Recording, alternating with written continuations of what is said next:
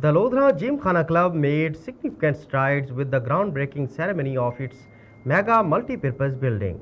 This landmark event was led by Abdur Rauf Meher, Deputy Commissioner of Lodhran and President of the Gymkhana Club, along with Rana Ali Shawal Aslam, the club's secretary.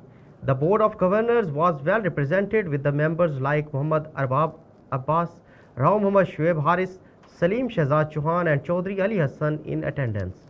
Notable officials from the district administration were also present, including Syed Wasim Hassan Shah, ADCR, and Finance Secretary of the club, Muhammad Asad Ali, ADCG, Muhammad Atiqullah, Assistant Commissioner, Lodhran, Madam Miram Shehzadi, Assistant Commissioner, Karorpaka, and Hafiz Muhammad Zafar, Deputy Director, Development, Lodhran. The new multi-purpose building is poised to serve as a hub for the community, offering cutting-edge amenities for social, cultural and sporting events, along with the addition of LGC residencies.